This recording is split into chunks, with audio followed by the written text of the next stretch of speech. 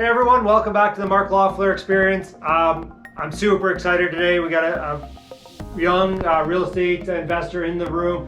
He's been profiled on a lot of stuff. Recently, we'll talk about what he's recently been profiled in. Yet, everyone, thanks so much. We're over 1,100 subscribers now. Really do appreciate it. For everybody who's new to the channel, who doesn't know me, I'm a real estate agent who helps people invest in real estate. I own about 200 doors, residential doors in the Hamilton area primarily. And yeah, I'm just passionate about wealth building. I am a stock trader. I own multiple small businesses, restaurants, you name it. I dabble in it. So yeah, if you guys like what you see and what you hear, definitely subscribe down below and smash that like button for the YouTube algorithm. Welcome, Austin. Thanks for having me on. Before we even get started, I just want to thank you for everything you've done for the real estate community, and you've had a huge impact on not only my learning, but I think the entire Canadian real estate landscape. So really appreciate everything you put out there, man. My pleasure. And you know what? This is really why I do it, because I just want to have people worship Mark. No, I mean, yeah, but I mean, you know what? I just love to hang out with guys who take action. Well, people who take action, right? And putting this stuff out and doing this type of stuff, that just brings more people who take action.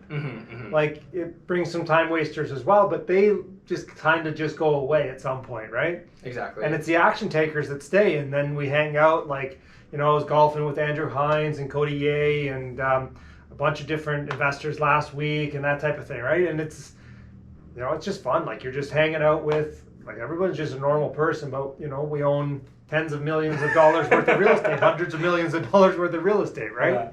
Yeah. Right. So I guess let's talk first and foremost, you were recently just featured in Toronto Life magazine. So how long was that process, by the way? Yeah, so it was pretty crazy. So what I was doing is that I'm pretty big on social media. I guess coming from the newer generation, how we were taught to attract joint ventureships was to get your name out there, right? So one of the things that I've been doing is going on Instagram, posting my stories and all of that. And it's just struck my mind that I should reach out to a bunch of news outlets and see if any of them would be willing to publish my story, just because I was a younger investor. So shot out an email to Toronto Life, I want to say in December 2019. Okay. And then they got back to me in January 2020, and they're like, okay, let's get on a couple of phone calls. Told them my story, then they said, awesome, we're going to publish it. Then of course COVID hit. So it's so funny. So Toronto Life, I don't know how I got connected to them because I didn't go look for it. But in February, they connected with me, and they were going to do my story. Awesome. Yeah, why don't you take it? I said yeah. And then obviously COVID, so same thing. Okay, right? yeah. So, and I think I followed up with I forget her name, Amber or something. Mine was a totally different person. Okay. Yeah. Anyways, I followed up with them in June or July. I don't remember when it was. Hey, anything happening? And they're like, yeah, not right now. Later. I'm like, okay. No, so they said the exact same thing to me, right? I followed up with them 2 or 3 times, so I was on their ass, and I think they were just like, all right, let's just publish this kid. So a week ago, they said, all right, we're gonna go through with the article, right? And that was after 3 or 4 times of me following up with them, and they said, just add a little bit of a COVID spin to it, because I guess they want to remain timely. So the last paragraph, there's a little bit of my thoughts on what I think is going to happen in Canadian real estate within the next couple of months. Yeah. But other than that, yeah, they published a story as is. What was crazy is that I gave my entire story to them on the phone, and they just kind of pick and chose what to include. It's what media outlets do, right? Well, yeah, I mean, that's what happens, right? I mean, that's, they think, oh, this is what people want to hear, and they want to, I guess, I mean, no offense, I didn't read the article. All good. No, none taken. But I'm out. No joke. That's okay. Most people, when I have them here, I'm like, hey, did you watch this video or this video? They're like, no. I'm like, okay, well, don't worry about it anyway. We're on the same page, yeah. So, but what I did see was there's some backlash. Oh, yeah, a ton. I did not expect it to be of that magnitude. So as soon as I got off my call with the person I was speaking to, they said, are you sure, do you want to go through with publishing this? Because people are probably going to give you threats and talk negatively. It's just human nature. When you see someone have success, you try to find kind of holes in their story or make it seem like it's unattainable for the average person, right? Well, and I know that Toronto Life, like they do all their background checks. Like you have to like prove, and here's the address. Oh, yeah. And here's this, because they wanted me to go back. They liked the story that I started with one duplex in Toronto and I've grown it to this massive portfolio, and that was the story they were going to go. And then I had to like say, well, I did this and I flipped these and I'm like, and they don't understand the actual technical, so it's you got to kind of walk them that. through. And like it's like some of these are 15, 17 years ago, and I'm like, man, this is a lot of work for me. Yeah. Like I don't know if it's like, yeah, and I don't care if like get backlash or whatever. It doesn't matter to me, but obviously not you either, because you know. But yeah, but that's why it's like, oh, and I know that that's what some of the stuff was, and I was like, don't like, and I guess people are just small-minded in some respect, right? So there are some of the backlash I can't necessarily fault them for, just because the journalism wasn't the best, right? There's a lot of missing details. So if I wasn't in the real estate scene, I'd be like, this is kind of bullshit, right? Like, how is someone holding, because my income's $70,000 on my full-time job, so how is someone holding over $5 million in mortgages on $70,000? Doesn't dive into things like that. But some of it was just like, I looked at the comments for the first hour, and it was ridiculous. So some of the popular comments is that, oh, you're not paying rent. Well, I said in the article that I decided to live at home, so I commuted to work for 2 hours, while a lot of my colleagues wanted to rent downtown, so they're spending more than $2,000 every month. So it was a personal decision, right? Where 2 hours one way, 2 hours, that's 4 hours out of my day. Most people won't make that sacrifice, right? I still can't believe you got a 9 to 5. I know, I can't believe it too. Maybe by the end of this interview, we'll get you We're gonna resignation. Yeah, should I do a lot? No. I have a copy on my laptop. You can just go ahead and forward I it. feel like I'm being pressured, so maybe I might just end up doing it. No, yeah, it's I'm planning to kind of transition into real estate full time sometime next year. I just need to make sure all my ducks in a row. I get it. I'm just joking around. I find, you know. Yeah. I find I honestly haven't had. I don't remember. I've never worked for a bank. I don't remember. Like the last real corporate job I had was Canon, and that was my first job out of school. And like other than that, I've worked for a couple small places, and I've just been real estate. You've just been doing. That's the life. That's the life. Yeah, and you've been loving it ever since, right? I love it. I mean, still doing it now. So. And I'm still doing it now. And, you know, I really do like helping people buy investment real estate, right? And I have a partner that does the residential side, and she's really good at it. And I just don't have patience for that. But, I mean, it works out, right? Like, it all just works out. And I get to do this. I get to hang out with cool people like you and, you know, like Sandy this morning and, you know, like Andrew Hines last week. Yeah, I saw that one. That was awesome. I mean, like... I just get to hang out with cool people all day. That'd be ideal. See, now you're making me kind of jealous. Maybe I should have handed my resignation. Well, okay. Well, let's go a bit back in your background. So, when did you start investing in real estate? Yeah, so I started investing when I was 23, so a little over 2 years ago. I was just going to say, you're only like 24 now, aren't you? Yeah, 25. 25, okay. Still relatively new to me. When I got started in real estate investing, like I see that book you have right there, Rich Dad Poor Dad. That started for me, right? Didn't learn anything technical from that book, but it was a mindset shift, which is just as important. And after that, I just kind of picked up my first property. I had about $40,000 saved, so I couldn't afford anything in Toronto, like let alone GTA. No, nothing in the GTA. Yeah. I would love to invest in Hamilton, but I just didn't have the funds at that time. So you could have bought something with 40 grand. 40 grand? 2 years ago? 2 years ago. Maybe. Maybe? Yeah, probably wouldn't be able to renovate it though. You would have been buying a duplex or duplex conversion on the mountain. And you would have had to borrow the money to renovate. Anyways. Yeah. So when I was getting into it, I didn't understand the OPM, the other people money and stuff like that. I only knew I had 40 grand. I want to invest it. So I mean, the other thing is, you do have to build your reputation before other people will give you money, right? Like very few people come in, and their first deal is joint venture. Yeah. I do know some people, and I got to be honest, they're slick talkers, but I wouldn't invest my money with them. Like I look at the way they do things, and I think that the people like myself and people who have wanted to learn this and they use their own money, and they went and they grew their own money and they proved like they use their own money to make their mistakes. Yeah. Right. And then once they've done that, it's like, oh, now I can work with other people's money, and I feel confident because I've made a crap ton of mistakes. Am I still going to make more? Probably. Are they going to be smaller? Probably, right? And you want to prove your model, right? I would never invest with someone who has never proved their model, right? So if someone has a ton of properties and they're just like, oh, I want to explore the cottage rental market. Austin, do you want to JV? I'm like, have you ever done a cottage rental? I don't care if you had all of these residential properties. I want to see you prove your model with your own money. Yep. But yeah, starting off, the only market I felt like I could afford at that time based on my minimal research was Windsor. Yep. And I bought a property there for $130,000, a single family. And then I wanted to renovate it. When I walked in the property, I just thought it was paint. Then my second time going into it, after reading like books like Fix and Flip, Renos to Riches, I read a couple of bigger pocket books as well. Yep. And when I went through it the second time, I'm like, dude, this is not just paint. This is a lot more than that. I was out of my mind when I walked through it the first time. So my renovation budget pretty much doubled, and I needed. And you were still working with RBC? I was working with RBC, yeah. Okay, Yeah. so you obviously so when I did mine, like I was in sales, but I would go, and it was like Newmarket in Toronto area. So I would go at 5 o'clock and I'd work from 5 till 10 at the property. Like when I first started, right? Mm-hmm. Obviously you had to hire somebody in too, right away. So, I mean, I think it's better for you almost. Yeah. You know what? Like it was a blessing and a curse. A blessing in the sense that it was long distance. So it's not like I could check up on the property every day, right? But it was a curse because I still found myself driving down there every weekend, staying over. All of my vacation days are pretty much, not all of them, but a majority of my vacation days were spent at Windsor. Whereas I would much rather spend it traveling.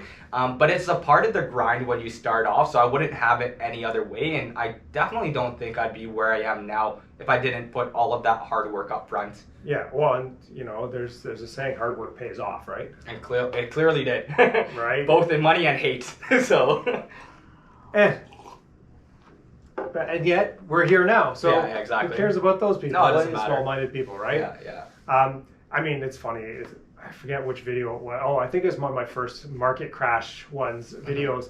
And I got called an idiot. And I was like, man, I made it on YouTube now. That's like, how you know. People like calling me stupid and an idiot. Yeah. Nobody swore at me yet. But, I mean, it'll come, I'm sure. It's true. You know you made it when people talk down because the average person, it has the crabs in a bucket mentality. They want to pull you down. So if people are pulling you down, you know you made it. You know that you got out to the general public. So that's right. I like keep on bringing the hate. I love it. Yeah. All right. So it's been 2 years you've been investing in real estate. Mm-hmm. So your first property was a single family. You bought that. 130,000. 130. How much did you renovate it? I thought it would be 10K, but it ended up being closer to 20,000. Okay, so 20,000. So you're in it for 150 plus closing and stuff. So about 155. Yeah. And what did you refinance? It refinanced at 178 in 3 months later. So I did it within a 3 month time. So you basically got not 90, 85% of your money back. Yeah. So fortunately, the tenant that got placed in there paid 1 year rent up front in cash, right? So, you know what? In retrospect, I should have asked, is that drug money? Like, where's this money coming from? But I was still new, so I took it and bought another property with that. And are they still paying rent, the people? Oh, I ended up selling that property, but they were paying rent throughout the entire time. Okay. Well, they paid it all up front, so I didn't even have to worry about anything. Yeah, and they never bothered me for nothing. So okay, so you had that property, and then so what was your next step? So another single family home. This time, me and my buddy went in half. So now I wanted to start getting into JVs, but I realized even at the second property, I can't ask for 100% of the cash. Yeah. So what I decided to do was I put in 50. They put in 50, so at least I can start using the word my partner, my investment partner, which is true because we are partnered up. Yep. So I partnered with him, same thing, single family, renovated it, refinanced it. That one we only left $3,000 in the property after refinancing. And yeah, so that I started talking about my partner, and people started like tuning in. And this is what people don't understand. So I get a lot about how do I find a joint venture partner, right? And people just don't understand that, like, I do a 50-50 deal. I don't put any money in. But I've been doing this for 17 years, right? They don't understand how much work that has gone into getting to that level. And I tell people, I go, if you own a bunch of properties and you want to start joint venturing and you have no money left or whatever, but you have the skill, even if you do like an 75-25, 80-20, whatever you can negotiate, just so you can have that conversation. My partner got this return. Yeah. Right? And now you're going out there, my partner got, and then the next deal won't be 75-25, it'll be, 60-40. Mm-hmm. And then your third deal will be a 50-50, and then you're, on the way, right? Yeah, I love that you said that because people feel like they should just jump in 50-50 right away. You don't have enough value to demand 50% just like that, right? Yeah. Like you need to prove it. So exactly what you were saying is that now I'm having that conversation when I said, hey, my partner's return was this. So it's social proof. They won't necessarily ask like, what was the structure, this and that you did with your partner, blah, blah, blah. All you tell them is this is the return, this is how much money was in, this is how much was left over, and then it starts speaking volume. So no, I definitely agree with that. People try to jump the gun way too quickly. Yeah, and they try to take it they try to jump up like a flight of stairs instead of taking it one step at a time. Right? I mean, if you're good, you can take them 2 steps at a time, but you might trip. Yeah, exactly. All right, so you did single family with your buddy, pulled out all the money except for $3,000, which that's basically your closing costs. What was the next deal? Yeah, so the next deal after that was Duplex. So this is my first, I guess, multifamily. Okay, so you bought a duplex. You still have the 2 single families? One of them, I sold both of them actually. I redeployed it. In so other you projects. sold them, right? Yeah, I sold both of them. So what was the time frame in selling those ones? First one, 13 months of ownership. Then I sold it. Okay. Second one, about the same thing, like 13 or 14 months. So you bought those basically back to back. Yeah, first one, I bought it in September 2018. Second one was probably December or January 2019. Yeah. Okay. And then, so 13 months, so you basically sold those a year ago? Yeah. No. I actually sold those this year, at the beginning of this year. Yeah, I guess close to a year ago. Okay. Yeah. And then you started buying multifamily, or you were buying multifamily while you owned the other ones? So while I owned the other ones, I started buying multifamilies, yeah. So fortunately for me, I didn't have too much capital tied in those deals because one of them paid rent up front, so that was even more money than when I started off. And then the other one was like so-called close to a full BRRRR. Yeah. I took that and I deployed that in my first ever off-market deal, which was the Duplex. And that was my first experience dealing with an assumed tenant as well, which it can be difficult. It can be difficult to say the least. Yeah. So you bought the Duplex. What was the price on that? So I picked that up for $180,000. Okay. Obviously, you had to renovate. I had to renovate. Yeah. Okay. What was the renovation? Renovation. So closing costs, renovations, all of that stuff. It totaled to being around $55,000, I think. Okay. So you're in for $235,000. Yeah. What'd you refinance that? I refinanced at $275,000. I want to. $275,000. Okay. So you have about $220,000. So you had about $15,000 left in. Yeah, about 15 to 20 grand tied in. Yeah. And did you get that tenant out? I did. Yes, I did. Yeah. And that's a major value add, right? That's a value add. So I did cash for keys, and what I realized a lot with I guess turning over tenants is that it's more of a psychological and a conversational game. I used to have my property managers or a paralegal go and do it, but I realized that no one's going to care as much as you, and no one's going to be able to start that discussion and have kind of that heart to heart as much as the owner. Yeah. So whenever I do turnover, I make sure to do it myself, so I can actually figure out is there a price, is there something that you're looking for, what can I do to help you with that transition? Yeah, how can I help you? Yeah, exactly. I need you out so I can do this. Mm-hmm. Well, how can I help you? What are you looking for that will make your life easier? Yeah. And that's where I call her a property manager, but basically on these threads now, everybody's like, well, do you have an investment, what are they calling it? I don't remember. But basically, so that, my property manager does that, does my renovations, basically does everything. They're my investment manager, right? Management. And I guess that's more what they're doing than just straight up property management, right? Mm-hmm. So they're investment manager. They manage that investment. So they deal with the turnover as well? They deal with the turnover. I need one of those. but they have that conversation, right? That's they owned property before, so they understand that and they have that. They're like, how can I help you? Mm-hmm. Mm-hmm. Yeah. Good. All right. So, 2 single families, you bought the duplex, you refinanced. Was that your money? Was that part of So this is all my money starting off. Yeah. So I started off with 40 grand. Of course, I got the 24 grand up front or 25 grand up front from the first tenant, right? Yeah. Refinance, and I'm super frugal throughout. So I'm working a full-time job and I'm saving 80% of my paycheck. So just recycling that money again and again and again. Yeah. And then not doing your 10 cents iced coffees. Oh, I wasn't even buying coffee. I was going to the office and drinking their shitty instant coffee. Anything. I'm just talking Graham Stephan here. His iced coffee. Oh, he doesn't say. Yeah, he doesn't. He hates spending money. I know he. Right? That's what I was saying. Yeah. Avocado Toast Society. Yeah. Anyways, That's hilarious.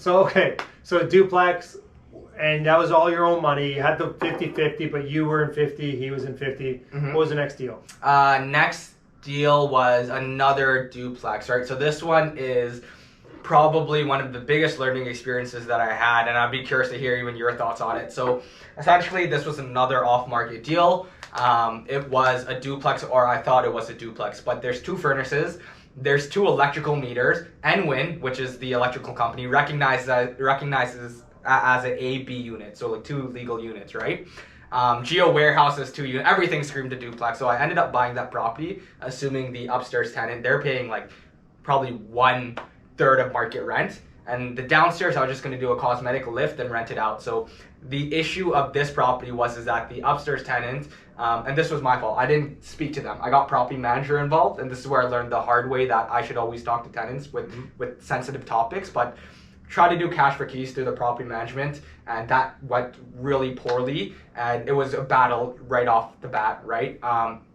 And then they called the city and said, hey, this guy's doing renovations to the basement. City comes and says, this is not a legal unit. How the hell is it not a legal unit? So now I got to do a legal duplex conversion. So that was my first ever legal duplex conversion. It was by accident. Title insurance said no. Everyone said no, like we're not going to recover the cost. But well, I mean, in your title insurance, in your title search, did you have that it was illegal, not illegal, but just 2-family residential? On the, in the offer, so your lawyer could have checked that? The offer said residential duplex.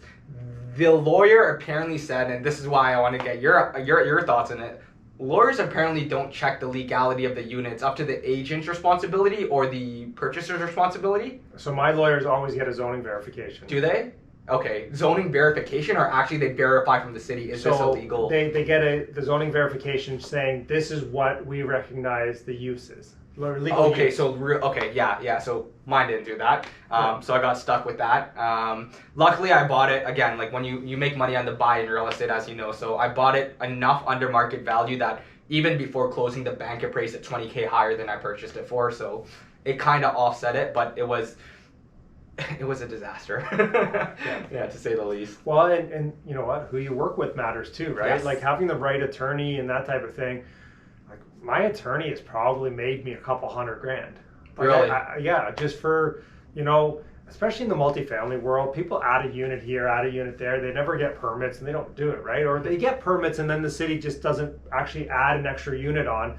Like there was one deal, we had 20 units and it's like, actually, like, they only recognized it as 18 units, and they couldn't tell us why, but it was clearly built as a 20 unit. Did they check the permits and all of that as well? That was all burnt away. Right? Oh, so my God. back when. So it's like, but come and look at the building. Yeah. Like there's no main floor units. There's nothing in the basement. It's all parking. And there's 4 units per floor on 5 units. Like which one wouldn't be? Yeah. And it just didn't make any sense. And they're like, no, and you got to get building permits for the whole thing. So, we got say a good little savings there, right? And a couple times that's happened, and yeah, they saved us like $250,000, $300,000. Holy crap! They made us. Yeah, right? that's a disaster. When I don't. Sometimes the city just makes the job a bit difficult. Like you need more housing units, and you don't want to cooperate, and just. Oh, we're not. We can get started on that. But and here's the thing: there's some cities that are better than others. Yeah. Like actually, the city of Toronto is actually pretty decent for like 1 unit. Like you want to add 1 unit, like they're pretty simple as long as it's up to building code and all that type of stuff. Hamilton's okay. St. Catharines, I've heard horror stories about. They're terrible. Yeah. I don't know about Windsor. The basement height needs to be 6'11". That's that's pretty crazy in Windsor. Like these are wartime bungalows. Most of them don't have the 6'11" basement height requirement. Is it 6'11" or 6'9"? In Windsor, I believe it's 6'11". That's the Ontario Building Code. So Is I think it? it's 6'9". But possibly. I could be wrong because I haven't done that conversion in a long time. But yeah, yeah. Okay. So you converted that. You get the tenant out upstairs, or? Yeah, no. No, they're still there. No, so really that project is wrapping up this week, and this has been a year-long journey, disastrous nightmare, because that tenant would threaten the plumbers and contractors that go in. So did you N5 them? I did, but like we tried to get them out, and then really we even got police reports, and LTB was just like, just tell them to calm down, change their behavior, and go back at it. And yeah, so they didn't change their behavior. They're not paying rent now, so At some point they'll leave. yeah, at some point it is going to be a long journey, but I'm thinking of just flipping it now because this market is so insane. You have investors that are buying things, don't even care what the rents are. They don't even care about cap rates. They're just buying, right? So I was like, you know what? Like I don't want to even deal with this headache. Once I finish the conversion, I've already made a good spread. I'm gonna flip it, and someone else can deal with it. In a year, the market's gone up what 22, 25%? Yeah, around, like more than 20%. Yeah, it's ridiculous. So you look like a genius, right? Exactly. All right, so you've done that one. What else have you done? So what else? There was a duplex conversion. Then I bought a fourplex. So that one was fully tenanted. That was also. That I bought that near the same time as the duplex, and that was my first time I raised capital, the fourplex, right? Okay. Again, like this is one of the things that we were talking about earlier, biting off too much than you can chew, right? Yeah. I was not the greatest at dealing with tenants at that time, and that was a fully tenanted unit, right? So I bought off more than I can chew again. So we purchased it pretty much, it appraised higher, tried to turn them around, tenants were not cooperating, so we ended up selling that, but we made money on it, right? But then I started taking things slower and be like, okay, Austin, like you're trying to like level up way too quick. Why don't you just take it slow? Yeah. You understand everything along the way. So then I started going back to the duplexes, triplexes, and that's when I started putting myself out there and speaking to the tenants. So I don't rely on property managers or anything like that. When it comes to tough conversations, I make the drive down there. I'll stay over in Windsor, but I want to do all of that myself. Yeah. But it's all these learning experiences along the way. Right. So okay. So in 2 years, what are you holding currently? Because you flipped a bunch. Yeah. Like you mean holding. Yeah. Okay. Holding. I have about 20 properties, and it's a mix of. I still have a couple of single families, which are student rentals. Okay. Then I have duplexes, quadplexes, and then 2 condos in Toronto, which were probably not the smartest buys, but you live and you learn. Yeah, well, yeah. Are they rented right now? Or? So one of them is pre-construction. That one is going to be finished in next month, actually. Okay. I'm going to move in. Is it actually going to be finished? Or? Yeah, it's going to be finished. So they delayed it for a year already, so It's going to be finished next month. I'm going to move in there, right? So I would say that's a primary residence, not a rental property. Yeah. And the other one is a pre-construction that's going to be done in like 3 months. Okay. In retrospect, I'm actually not the biggest fan of pre-constructions. I think I got caught up in the hype, right?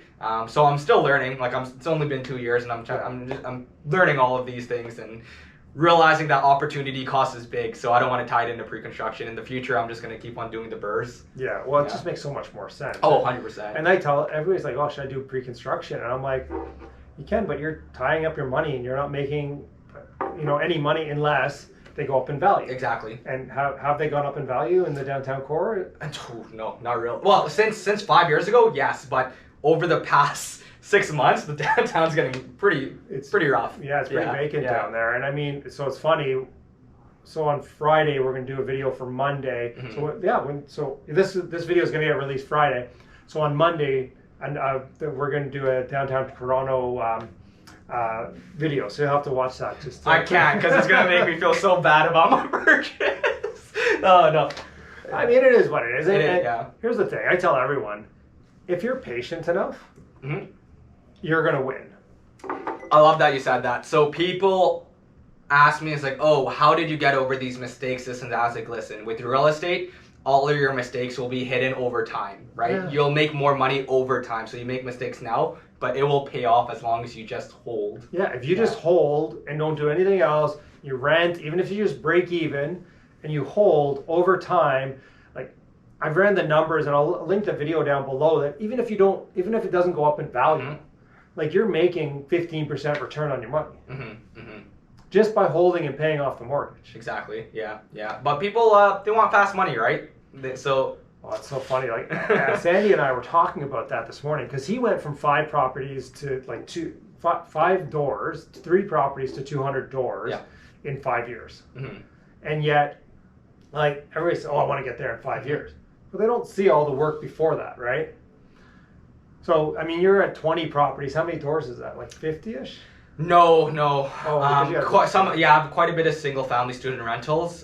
Doors, I would assume you mean units, right? So I'm gonna count a single-family as one. I don't. It's student rental. Yeah, no. Some people count one student rental as like 6 units. I'm like, no, it's one house. So I'm probably sitting around 35-ish, 30 to 35-ish. Yeah. That's a good number. 2 years. Yeah, and yeah. You flipped a bunch. And, all right, so how much money of your own money do you have in there now? How much of my own money do I have in there now? So let's just talk Windsor right now. Let's leave the Toronto condos, the mistakes out of this. None in Windsor. So none in Windsor. Yeah, everything that I own, like those 2 single families at the beginning that I owned, ended up selling that. Yeah. Yeah. So everything is joint venture. It's joint venture money. now. Yeah. Okay.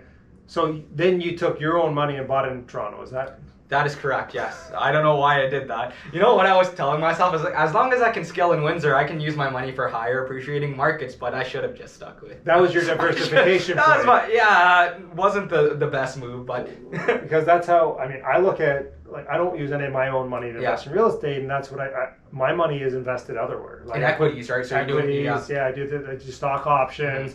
I own restaurants. I own like a part of a mortgage brokerage. I own part of a meat delivery company. I own part of a like high performance gym.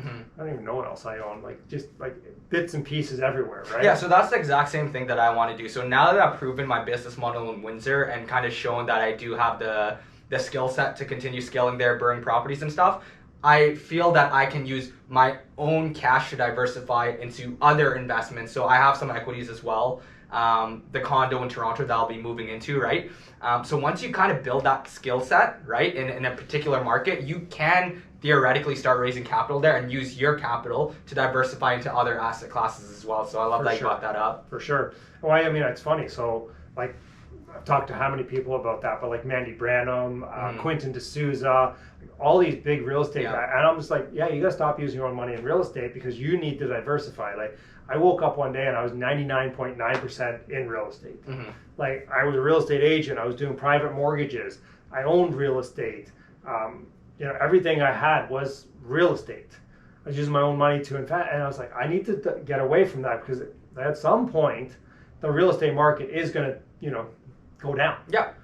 Like, and I'm well insulated with that. I mean, because even though I get like really high rents on some of my properties, overall, like I think I'm maybe at 60% loan to value. 60% loan to value, and also 60% of like market rent. Like, so anybody just leaves, I don't even have to renovate. I can probably double the rents, right? Awesome. Like, like some of them are just so far below. Like, we've got people leaving a $700 unit, and we're renting it for $1,800. Oh, so you're getting a win. Yeah, you're getting. Oh, that's a huge win. Yeah. Well, and that's with some renovation, obviously making it nicer, putting laundry and dishwashers, that type of thing. Yet, at the end of the day, even if I don't do that, and I just leave it or I renovate it, and I'm getting $1,500 because rents went down. Yet, I mean, if you look at the scale, I mean, the Toronto downtown condos excluded, because I think this is going to happen there. Yet, and I think it's in the micro condo even more, right? Yet, since rent control was introduced in Ontario, there's never been a year over year where rents have gone down Ontario-wide. Yeah. So that makes a lot of sense for sure. And this might be the year because Toronto is the biggest city and like rents have gone down there, right? Yeah, I agree. So I see the rents going down in downtown Toronto more so it's because of government and city intervention, right? No immigration, no students. But they've started to let foreign students back in, right? That happened last week. Not to a large extent, right? I agree. Yeah. I agree. Yet, but the Airbnb thing. Oh yeah, people were over leveraging themselves, getting Airbnbs and thinking that they're genius by cash flowing in Toronto. That was never a sustainable strategy. People were just trying to make a quick buck. The hotel lobby is so huge. Yeah. Right? Like they're just like, well, we pay the taxes. Are they paying taxes? And they're no. Yeah. Right? Yeah. So one thing that you mentioned is that home prices are bound to come down, and I agree with you. And that's one thing that I guess a lot of people had criticism about my article that came out, right? Because it didn't cover all angles. Of course, it's a biased article. I do agree with you in that sense. And what I don't like that the article did is it started spawning a bunch of people that are asking me, should I just refinance our property? Should I refinance? I'm like, what's your game plan? Yeah, you're gonna refinance it. Do you realize you got to pay that? It's a mortgage payment, so you're taking on more debt. Yeah, your debt interest rate is low, but are you going to deploy that into another asset where it makes sense? People are trying to stretch themselves way too thin now. Well, it's funny though. Like I get some comments on there, like, "Hey, Smith maneuver, that type of thing." I'm like, "Yeah, we can talk about that." And should you use your equity to go buy? It's return on equity, right? If you can go take your money and make a safe investment, earn 10 to 20% while you're paying under 2%. Yeah. Well, it makes a heck of a lot of sense. Yeah, basic financial literacy. Basic financial literacy. And yet, at some point, you're going to get to the point where you're going to be like a Kevin, Mr. Wonderful there, right? Yeah. And it's going to be, well, that's such a small portion of my assets that even if I own that $2 million property for cash, it's literally like, 0.5% of my portfolio. So it doesn't make sense for me. But when, that's 100% of your portfolio, and like your house is 90% of your net worth, and you got this other stuff over here, then tapping into that does make sense. Only if you educate yourself. If you educate, if you educate, because it's Warren Buffett's rule, right? Yeah. What's his number one rule? He has a lot of rules. So no, he only has 2 rules. He has 2 rules. What is it? Buy low, sell. Rule number 1 is don't lose money. Okay, that should be fairly common sense. Rule number 2, don't forget rule number 1. What's buy low, sell high then? That's a 3rd rule. No, he doesn't have that rule, but that's just his value investing. Yeah. That's part of rule number 1 is don't lose money. Yeah. Like I want to get in there, so like you saw it when 08 crisis when he was doing those deals. Yep. He couldn't lose money. Like his worst case scenario was he was making 10% coupon, and he's fine with that, and that was it. Yeah. He was basically guaranteed to get 10% return on his money. And then if they did well, which they did, he converted that and made 4 times his money or whatever, right? Now we all can't get Warren Buffett deals yet. There's tons of places out there where you can go get a 7% return. Yep. Absolutely. Pretty easily, right? Safely. 10% return pretty safely. If you want to educate yourself and get into real estate, you can go make 20-25% just on a regular buy and hold. Yeah. Right? If you're going to educate yourself further, you can make more on a burr. You know what I realized? That the people who are asking these questions, I don't even think they're familiar with the concept of cash flow. So their thought process is refinance and buy something else in Toronto, or buy something else in maybe something in Burlington where it's not cash flowing, right? Like those type of markets, which that definitely fuels the bubble. That kind of makes me nervous that people are asking questions like that. Because it wasn't that kind of like the States where people just thought home prices were just going to rise up perpetually, and that. Well, if we're talking 08, 09, the collapse there, you got to think like they had basically a fraudulent mortgage system. So basically, people who buying homes should never have bought homes, and we just kind of don't still have that in Canada, right? No, we don't. And even people getting 1.45% or whatever on their mortgages right now, like they're qualifying at 5% or whatever, right? Like they're still doing the stress test. I don't know that we're going to see 5%, like a 5% mortgage in the next, 10 years. Like it's not conceivable to me that the government is going to allow interest rates to get that high in the next 10 years because they got to pay off all this debt that they're doing right now, right? They're going to sink a lot of people underwater if they increase that. Well, it's funny though, it's Mark Carney who's over in Britain. He just raised interest rates to cool off the property market there. Really? Yeah. So, and he's the former governor, the governor of Bank of Canada. So, never say never. Yeah. But that would shock the market if that happened. I don't know. Yeah. Well, so I just want to talk a little bit about this. So you own 36 doors, 20 properties. How much cash flow are you making from that every month right now? Once I turn all the properties around, I would say probably around 4.5 to 5,000, putting 10% into vacancy, repairs, maintenance, and putting 8% into property management, because I got to pay a property manager, so that's one of the things I fall mercy to. No, I mean, But yeah, around 4.5 to 5. But I'm looking to get into more active streams as well, like wholesaling and things of that nature. why would you ever do wholesaling if you could joint venture every property that you find? You know what?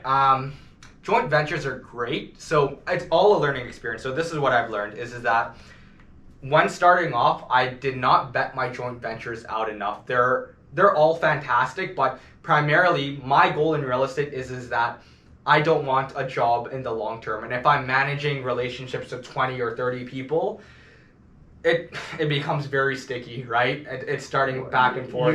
You gotta set expectations for sure. Yeah, so I do always set expectations, but I just can't see myself managing 30 or 40 people. I'd rather find one whale, like someone with large funds who would rather do a deal with me again and again and again and grow at a slower pace. So so wholesaling is one of those things where I get cash more quickly. So why wouldn't you just take an acquisition fee? Oh, do you mean like When you do a JV and then have a small fee tagged on in terms of for the wholesale deal? You can do I know people who do 2%. Yeah, I definitely could do that. I could explore that option for sure. Also, yeah, it's just, that's actually a very fair point. I can definitely like tweak the model around. That's how I retired from my job. Really? Like I was doing deals and I was getting an acquisition fee, Mm-hmm. and I basically premise it as like that people would always sometimes they'd say, "Oh, what's this?" Yeah, because that actually pushed back. If you were let's talk the scenario out, right? Let's you come to me with a deal that's 50, 60K under market value, and you throw a 2%, right? Yeah. So I found this deal 60K under market value. So right away you're making $30,000 as 50% owner. I make 50%. You're going to put all the money in. By the way, we have a $5,000 acquisition fee on this property. Mm-hmm. Oh, is that good? Like so. So where's the $5,000 acquisition fee come from? Is that going to you or? Yeah, no, it goes to me so I can do this full time. Mm-hmm. Because you definitely want me there full time managing this, managing the reno, so we can get the best value for you. Correct? Yeah. Right. And to be honest with you, it's not really a fee. Mm-hmm. It's kind of like a loan, Mm-hmm. because your investment of $70,000 with the $5,000 involved in there, like you're still going to make 50% day one, Mm-hmm. right? 40% day one, and it's a loan because when we refinance, I'm going to pay that money back to you. Ah, okay. Right? I like the way you position it. Right. So I'm going to pay you back, yet that allows me to be full time at this, and I don't have to go work at RBC from 9 to 5 and commute for 2 hours a day. So it makes me in my headspace that I can fully concentrate on this property and give you the highest return on your money. Isn't that what you really want? That's That is take my money. Right, Take done. my credit cards. Yeah. No, that's actually a very good way to position. I haven't thought about it like that. I was always thinking like either wholesale JV, and I've even been exploring like, you know what, next year I want to go heavier into just raising private money and keeping 100% of the deal to myself, right? Because that's also quicker to retire. And that's, to be honest with you, you make a way higher return if you just get private money and you're returning that, right? Yeah. So these guys asking you if they should refinance, yeah, you should definitely do that and get a line of credit. And by the way, I'll pay your 2%, but then when you loan it to me, it's like 6%. Exactly. Yeah. So you're still making a spread on your money backed against Canadian real estate, which is fairly stable, a cash flowing asset, right? So yeah, I've been exploring that more and more because the JV model is great. I love it. But it is a lot of work. I don't want to get too many partners where it's difficult to manage. Yeah. So I got to figure out what's the best use of my time, return on time. Yeah. And it's probably not working at RBC. Sorry, RBC, if you're watching. If Austin's boss is watching this. They know. They saw the article as well. Yeah, it's not going to be a surprise. Yeah, fair enough. I just don't want to get fired. Actually, no. You know what? Maybe they'll package you out and just give you some money. That was always my dream. Oh, so you want to take half of my package too for giving me this advice? No, I don't. Yeah, no. Need it. I'm good. Yeah. That is actually. All right. So that's the dream. How much should I? Okay. You don't have to. So basically, what it is that I don't think it makes sense to quit. Because if you quit, you basically leave everything and you get nothing, right? Whereas if you get packaged out, you are. I guarantee I can in half an hour we can draw out the numbers and it makes sense for you to quit. All right. Man, I don't doubt you. All right. Well, Austin, thanks so much for joining us, man. Like, it's been a pleasure getting to know you and watching you over social media, and seeing you climb and grow. And I hope you got something out of being here today, and I look forward to seeing what happens in the future. I really appreciate it. Maybe next week I'll be jobless and coming back to you. It's like, I did it. All right. Oh, I look forward to it. Yeah, it was a pleasure. All right. Awesome. Well, thanks everybody for watching. If you like this, definitely smash the like button for the YouTube algorithm. If you didn't like it, smash the dislike button twice. Comment down below. If you've read Austin's article in Toronto Life, let us know what you thought of the comments on there. If they're valid or not, hey, whatever. Throw some hate down there, throw some love down there. We'll see you in the next one. Thanks, everyone.